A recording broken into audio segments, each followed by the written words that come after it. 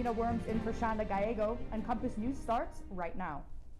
The coalition government marks 1 year in office, focusing on key achievements.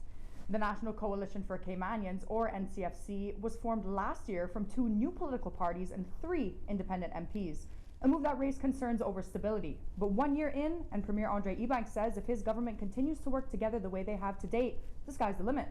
Today, government released a 49-page meaningful momentum report outlining top wins, including immigration reform, increasing minimum wage, and creating clear guidelines for home lending.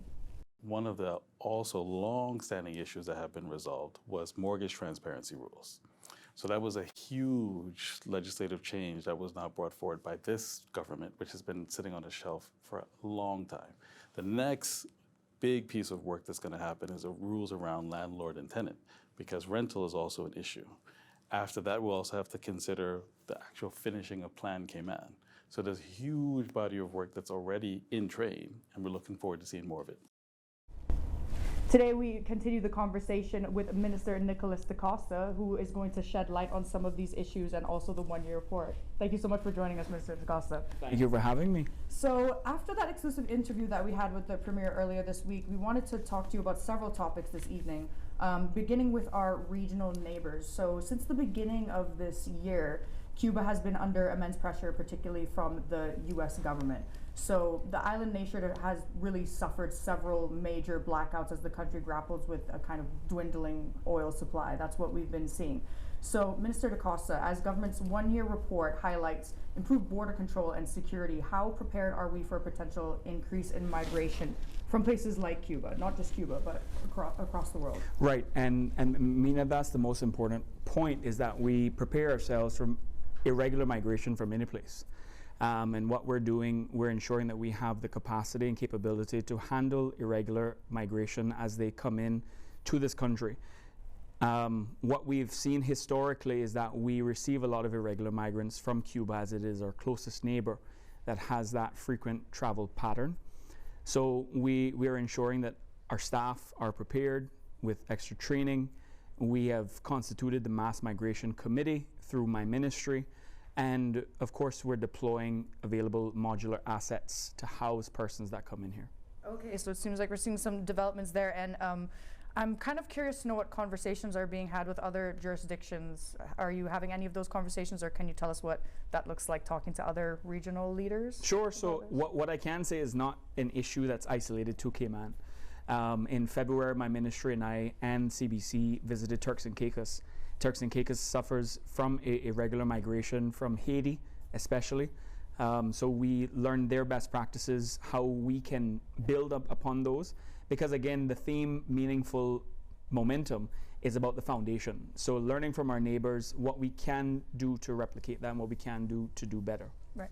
Moving to the sister islands, several projects are being listed in the report as what we've seen as in progress, right? So these include, we've seen building affordable homes, we've seen updating the Cayman Brac Sports Complex, just to name a few, but the largest one highlighted is the CCTV implementation in Cayman Brac. So can you talk to us a little bit maybe about the progress of that? Sure. That was an exciting achievement that we did early on. Where we expanded our national CCTV network in Cayman Brac. Previously, we only had 2 modular mobile pods, but now we have 21 cameras around the island, strategic locations that received input from the Royal Cayman Islands Police. We're looking to expand that even further, and not just as a deterrent to crime, but in ways where that does not deter crime, it makes the community feel safer. Yes, the RCIPS statistics, they actually show, we've got the numbers here, the crime statistics for 2025. Total crime is up 13% from last year. So we're hoping that the CCTV will help tie into crime prevention. Exactly. Is that true? That is what we're hoping, that it provides a relief on crime, reduces crime activity, but also if crime does happen, we're able to investigate and come to a closure very quickly. And I've seen that in real life experiences. Any community feedback so far that you've had? The community loves it. And I mean, just like everything else we're doing, once we start, they're asking for more. So that's what we're working towards, to expand it further in different locations and not leave out Little Cayman as well. Okay. So, I just want to speak about that a little bit more, because there are some other wins in the report, not just that one. So another one that we've seen is enhanced fire and rescue capability. That's very topical given the most recent landfill fire and making sure that prevention is key in that. How does this impact major incidents like the dump fire that we experienced? So what we're doing is using every experience as a learning tool, and how we can provide better resources for our fire service. Going into the current budget, the fire service had specific requests for new appliances, for new trucks, new safety gear. So some of those were able to be funded in this budget, and due to the recent landfill fire and that experience that was lived by our brave men and women in the fire service, we identified more appliances that can be purchased to make our response even more enhanced. I'm excited that Little Cayman will soon have dual purpose appliances for both aerodrome and domestic service, and purpose-built appliances. Purpose-built. Okay, I want to talk to you also about the report that talks about a coordinated approach to waste management, right? So it talks about having a long-term solution. I know that this is something that's been on the government's mind from different administrations. Can you speak to how there's plans to minimize risk in the meantime before we have a long-term solution? So it's always important, anything that you do today, you have a long-term vision and plan. I always say that Cayman's biggest problem or issue in the past has been that we plan our country in 2-year cycles, but we don't have a longer vision. And so I know that the Premier is leading the NCFC government with a longer vision in mind, and one of those key areas is waste management. Proper waste management that serves the country, not just Grand Cayman, not just the growing landfill here, but the country, and how we can do better at how we manage waste. So the short-term, medium-term, and long-term solutions are being built out by Minister Catherine and her team. And I must say that I have every confidence in Minister Catherine and the work that she's doing on that. Do you, in your opinion, do you anticipate any sort of timeline on when we can see developments? Developments on the long-term plan? So I guess I can't provide much detail because the long-term plan would involve contractual negotiations and discussions. But we do have a concept. We do have plans that we are discussing. But of course, I'm not at liberty to discuss any further. Okay, well, I think that's a good note to end on. Minister Dosta, thank you so much for joining us tonight. That's once again the Honorable Nicholas Dosta, District Administration and Home Affairs Minister. The first-year anniversary report can be found on gov.ky. Time for a short break, but still ahead, your latest weather forecast. Flat tire? Dead battery? Don't let car trouble slow you down. Tony's Toys has the best selection of premium batteries and top brand tires. Ready for quick installation. Get expert tire fitting, balancing, wheel alignment, and battery replacements hassle-free. Drive with confidence. Visit Tony's Toys today. 91 Sherwood Drive. Call 946-8697 or email parts@tonystoys.net. Shop now at tonystoys.net. And that is the true position at Tony's Toys. This year marks an extraordinary milestone for Caribbean Utilities Company, our 60th anniversary. Since 1966, CUC has had the privilege of serving the Cayman Islands. As we reflect on our past and look towards the future, this milestone also presents an important opportunity, an opportunity to ensure that our brand evolves alongside the company we have become. This brand refresh is not about reinventing who we are. It's about modernizing and strengthening the identity of CUC in a way that reflects our heritage, our values, and our vision for the future.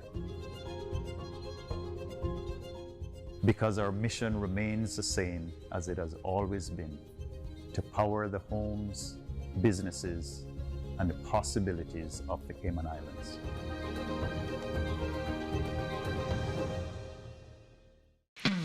Today you've got all the moves, but tomorrow a critical illness could stop you in your tracks. Make sure you're prepared with critical illness insurance from Sagicor.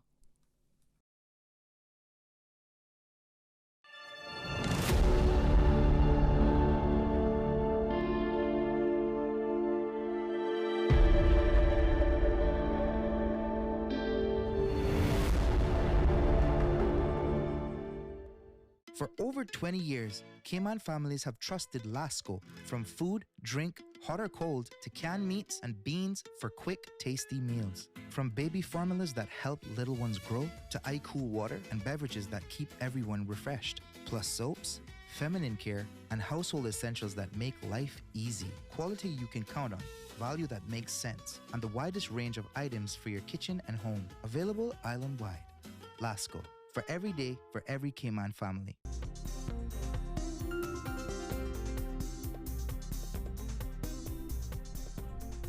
A new course on island is set to raise the bar in hospitality standards and prevention methods. The Academy of Wine and Spirits has created the Cayman Smart Serve program with one mission in mind: to keep everyone safe. Philip Richter has the details. If we can prevent customers from going out there on the road, in terms of accidents and so forth, then that is a wider service to the community. Shalico Christian, an educator at the Academy of Wines and Spirits, says when he was creating this course, he got input from the National Drug Council, the Liquor Licensing Board, and the police. There's still lots of persons who drink drive, and that was one of the reasons that the Commissioner of Police helped to push for us getting this course. One of the modules in the training addresses drunk driving. The 2025 RCIPS report states there were 277 DUI prosecutions and notes that excess alcohol was a contributing factor to the number of fatal or serious motor vehicle accidents. Mr. Christian says having life-saving numbers on hand is one of the key responsibilities behind serving. Always having a taxi service or a few numbers that you can provide as an alternative for the customer. Again, I advocate never get involved in trying to take keys away or any type of physical altercation. Try and call a friend. Being aware is also key when serving alcohol. Mr. Christian says the course will also teach bartenders how to identify if a drink has been spiked. Has a person started acting differently in the last 5 minutes from the time that they sat down at the bar or they sat down at the table? Do they seem drowsy? These are key signs knowing that. Is another person ordering for them so that it doesn't give them the opportunity to order their own drinks. But the course doesn't just focus on serving alcohol. It also addresses safety in the workplace, especially for female staff. You have different women who work, they close bars and so forth, and that makes them vulnerable. So we developed it's a very introductory course to self-defense. It helps them to get out of situations. And some of them may not be physical because we want to prevent it before it gets there. Some of those prevention tactics include changing tables with a colleague and making a supervisor aware of the situation. The hospitality course is not yet mandatory, but Mr. Christian is hoping it becomes a key step for businesses when handling and serving alcohol. Reporting for Compass News, I'm Philip Richter. Tonight, Cayman is mourning the loss of longtime public servant James Ryan. Ryan served as a former chief secretary. He was described as a dedicated public servant. The son of Cayman Brac spent nearly 4 decades in government. In 1994, he became chief secretary, now the role of deputy governor, and served in that post until his retirement in 2004. Mr. Ryan was credited with helping modernize the civil service during a time of significant change. Today, the Cayman Islands flag was flown at half-mast at government buildings as a mark of respect for Mr. Ryan. The flags will be lowered once again ahead of his official funeral. Details on the funeral arrangements will be announced at a later date. The governor, premier, and acting deputy governor all paid homage to the lasting impact of Mr. Ryan's years of service left on the Cayman Islands.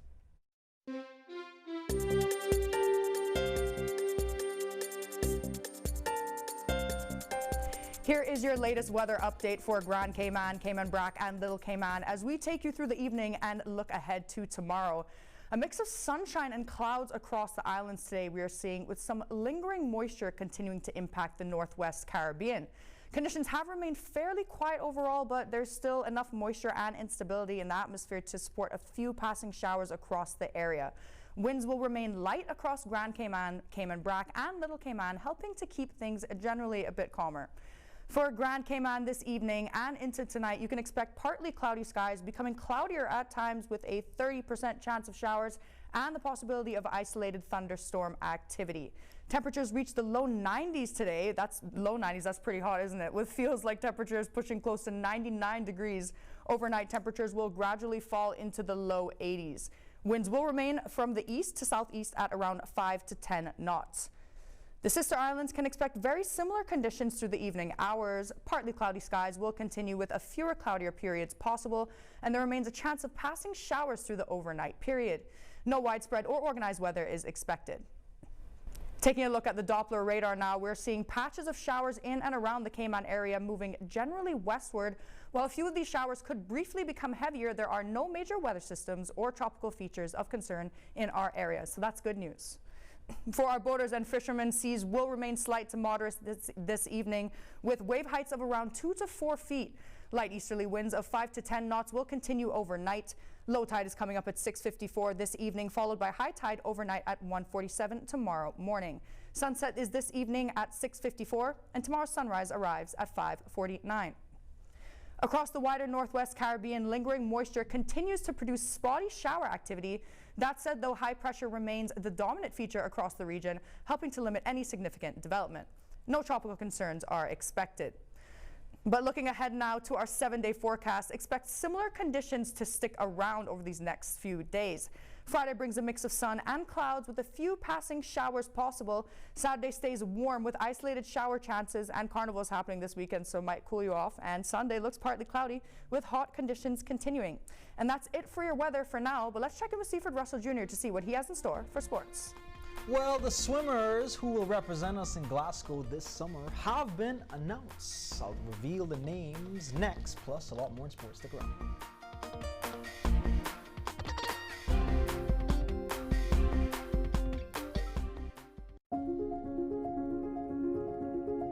This year marks an extraordinary milestone for Caribbean Utilities Company, our 60th anniversary. Since 1966, CUC has had the privilege of serving the Cayman Islands. As we reflect on our past and look towards the future, this milestone also presents an important opportunity to ensure that our brand evolves alongside the company we have become. This brand refresh is not about reinventing who we are. It's about modernizing and strengthening the identity of CUC in a way that reflects our heritage, our values, and our vision for the future. Because our mission remains the same as it has always been, to power the homes, businesses, and the possibilities of the Cayman Islands.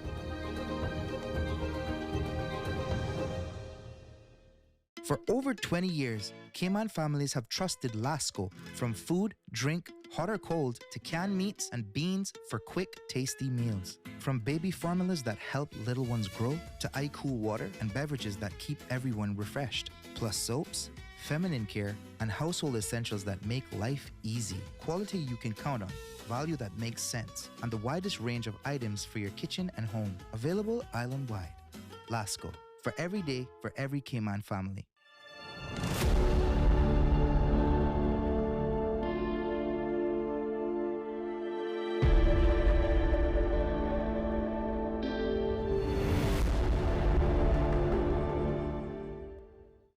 Today you're on top of the world, but tomorrow all of that could change with a diagnosis of a critical illness. Make sure you're prepared with critical illness insurance from Sagicor.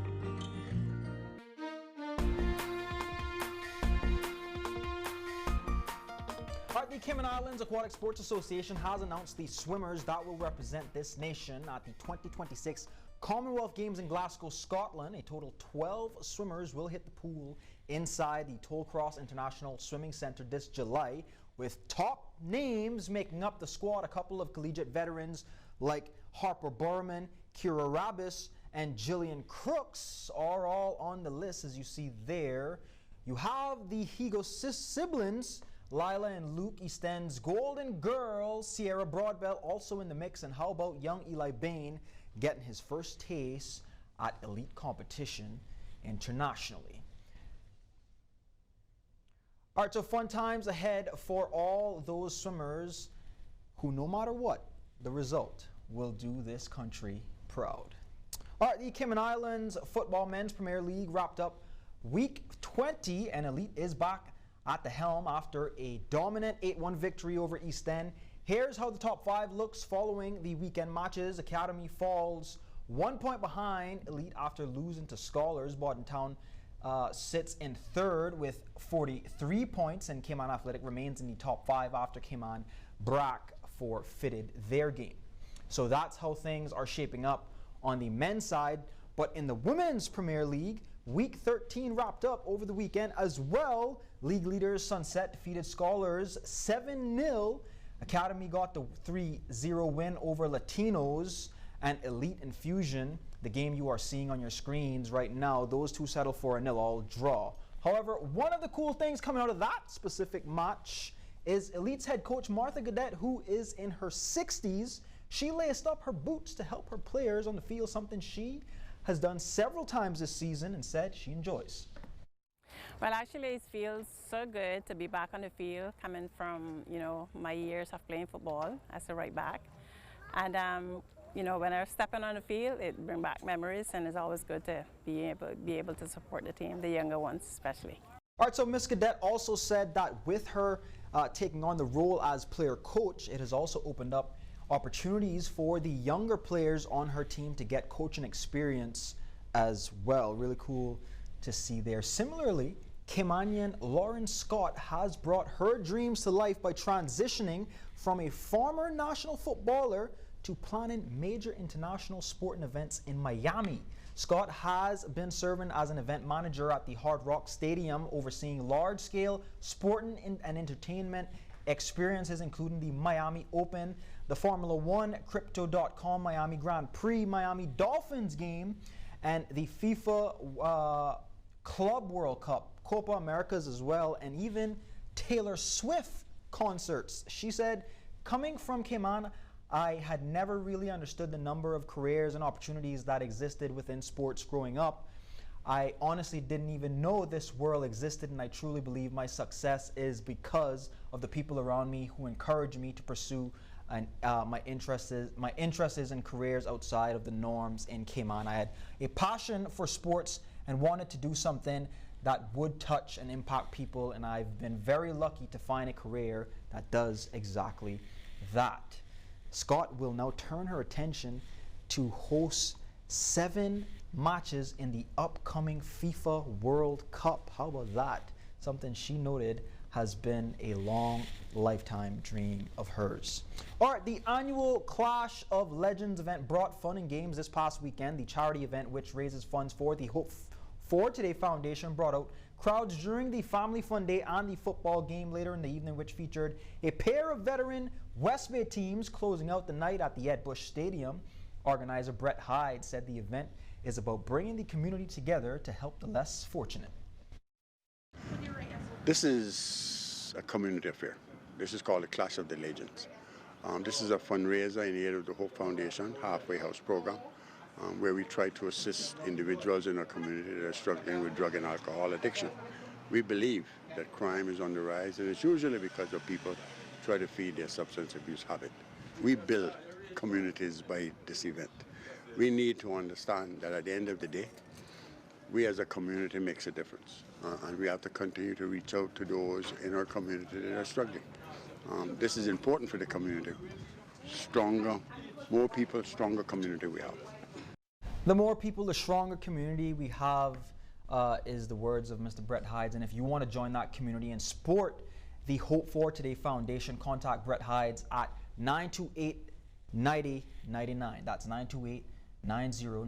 That's it for sports. More news after the break. Stick around.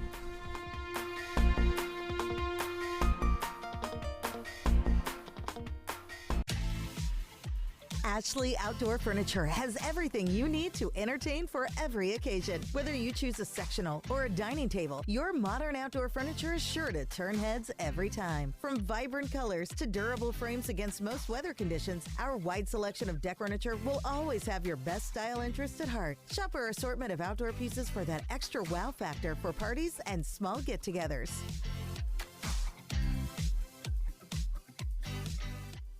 Mother's Day lasts one day, but at Studio 54 Savannah, we're celebrating ladies all month long. Treat yourself to a little luxury with 25% off massages, manicures, pedicures, facials, and hair services throughout May. Relax, refresh, and feel your best at Studio 54 Savannah Branch, located at Country Corner, Savannah. Appointments are filling fast, so call 746-4247 today to book your pampering session. Gift certificates are available. Studio 54, because every woman deserves to be celebrated. It's understandable why an environmental impact assessment is often misunderstood to investigate only how a project will impact the environment. But an EIA brings together scientists and experts from different disciplines. They assess what the likely impacts will be for all of us, both socially and economically, as well as for wildlife and the natural environment. An environmental impact assessment only adds a % or 2 to the cost of a project, while the benefits of knowing how best to proceed, priceless. Cineco's parametric insurance after hurricanes is now available for motor policies. Fixed automatic payouts cover incidental vehicle expenses like fuel, cleanup, and minor repairs. No claims, no damage required. $200 for comprehensive policies or $100 for third-party policies. Available exclusively through Cineco and included with all new motor insurance policies and upon renewal for current policies. Visit cineco.ky today. Cineco, keeping Cayman covered. Cayman Art Week is back and bigger than ever, with art on show at over 50 venues across all 3 islands from Tuesday the 26th to Sunday the 31st of May. From one-off pop-ups and creative collaborations to open studios and late-night gallery hours, all events are free and there's art on sale for every budget. Join a guided bus tour or visit at your own pace. You'll find everything you need to know at CaymanArtWeek.com.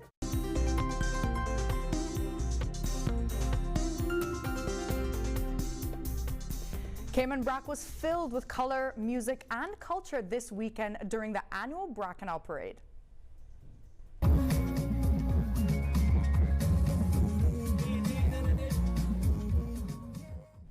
Saturday's parade kicked off in Spot Bay with revelers lining up before taking the route to La Esperanza. The annual event transformed the island into a celebration with costumes, t-shirts, local food, and soca music, creating what organizers describe as a true carnival experience.